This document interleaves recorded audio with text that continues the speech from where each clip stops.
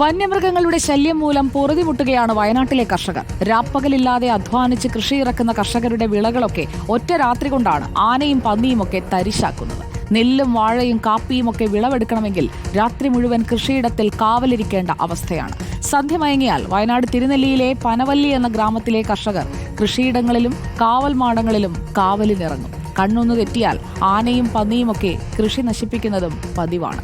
കാവലിരുന്ന് ഇനി എത്ര കാലം കൃഷി ചെയ്യണം എന്ന ചോദ്യമാണ് പനവല്ലിയിലെ കർഷകർ ചോദിക്കുന്നത്. വയലുകളുടെ നാടാണ് വയനാട് എന്ന് അറിയപ്പെട്ടത്. പക്ഷെ വയനാട്ടിൽ ഇപ്പോൾ കർഷകർക്ക് കൃഷി ചെയ്യാൻ പറ്റാത്ത സാഹചര്യമാണ്. കാരണം എന്താണെന്നല്ലേ? വന്യജീവി സാന്നിധ്യം തന്നെ. നമ്മളിപ്പോൾ ഉള്ളത് തിരുനെല്ലി പഞ്ചായത്തിലെ പനവല്ലിയിലാണ്. പനവല്ലി എന്ന് പറയുന്നത് 3 വാർഡുകൾ ചേർന്ന വലിയ ഒരു പ്രദേശമാണ്. കൃഷിയാണ് പ്രധാനമായും ഇവിടുത്തെ ആളുകളുടെ ഉപജീവന മാർഗം. എന്നാൽ ആ കൃഷി സമാധാനത്തോടെ ചെയ്ത് അതിൽ നിന്ന് വിളവെടുക്കാൻ വർഷങ്ങളായി ഇവിടെയുള്ള ആളുകൾക്ക് കഴിഞ്ഞിട്ടില്ല. എന്തൊക്കെ മൃഗങ്ങളാണ് സാധാരണ ഈ കൃഷിയൊക്കെ നശിപ്പിക്കാനായി എത്താറ്? ആന, പന്നി, മാന്, കുരങ്ങ് പിന്നെ ഭയങ്കര ശല്യം. വാഴ നട്ട് കഴിഞ്ഞാൽ ഉടനെ വാഴ തിന്നു, പിന്നെ കൊലയായി കഴിഞ്ഞാൽ തിന്നു, അങ്ങനെ എല്ലാം കൂടെ കുലച്ച് ചെയ്ത് നാശമായി കളയും. അങ്ങനെയുള്ള പ്രശ്നങ്ങളൊക്കെ ഉണ്ട്. ആന നെൽ വയലുകളിൽ സ്ഥിരമായിട്ട് ഇറങ്ങുന്നതാണ്. ഇപ്പോൾ നിങ്ങൾ ആദ്യം നെല്ല് ഉണ്ടായിരുന്ന സമയത്ത് ആന ഉണ്ടായിരുന്നു എന്നൊക്കെ പറയുന്നത് കേട്ടോ? അത് നെല്ല് വരുന്നുണ്ട്, എപ്പോഴും ആന ശല്യം തന്നെയാണ്. നമ്മൾ നട്ടു മുളച്ച പാട് തന്നെ ഞങ്ങൾ കാവൽ കിടക്കൽ തന്നെയാണ്. കുറേ കൃഷി നശിച്ചിട്ടുണ്ട്.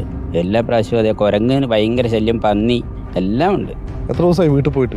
വീട്ടിൽ പോയിട്ടെന്ന് പറഞ്ഞാൽ വീട്ടിൽ പോകുന്നു, ജസ്റ്റ് ഒന്ന് കുളിക്കുന്നു, പണി കഴിഞ്ഞ് വന്നിട്ട് നേരെ ഇങ്ങോട്ട് വരുന്നു. മക്കളുടെ കൂടെ ഒന്ന് നിൽക്കാനോ അല്ലെങ്കിൽ നമ്മളെ കുടുംബത്തോടെ ഒന്ന് സമയം ചെലവഴിക്കാനോ നമുക്ക് സാധിക്കുന്നില്ല.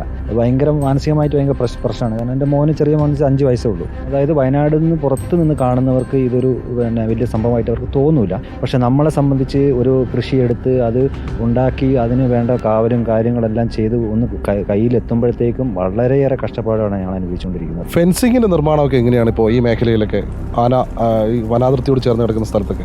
ഫെൻസിങ്ങിൻ്റെ അതൊന്ന് കാലോചിതമായി പരിഷ്കരിക്കണം. കാരണം ഒരു ലെങ്ത്തിനനുസരിച്ചുള്ള വോൾട്ടേജ് അല്ല ഇവിടെ വിടുന്നത്. അതിൻ്റെ പാർട്ടായി തിരിച്ചുകൊണ്ട് അതിൻ്റെ ഉത്തരവാദിത്വം ജനങ്ങളെയും കൂടി ഏൽപ്പിച്ചുകൊണ്ട് ചെയ്യണം. മറ്റൊന്ന്, ഫെൻസിങ് നമ്മളിപ്പോൾ ഉള്ള ഫെൻസിങ് എന്ന് വെച്ചാൽ അതിൽ പോരാ. ഹാങ്ങിങ് ഫെൻസിങ് കുറച്ചും കൂടി കാര്യക്ഷമമാക്കണം. ഹാങ്ങിങ് ഫെൻസിങ് കുറച്ചും കൂടി ഗുണപ്രദമായി കാണുന്നുണ്ട്. അപ്പോൾ ആ രീതിയിലേക്കും പദ്ധതി തയ്യാറാക്കണം. തിരുനെല്ലി പഞ്ചായത്തിലെ 1, 6, 7 വാർഡുകളിലാണ് വന്യജീവി ശല്യം രൂക്ഷമായിട്ടുള്ളത്. ഈ മേഖലകളിലൊക്കെ തന്നെ സാധാരണക്കാരായ കർഷകർ താമസിക്കുന്ന സ്ഥലമാണ്.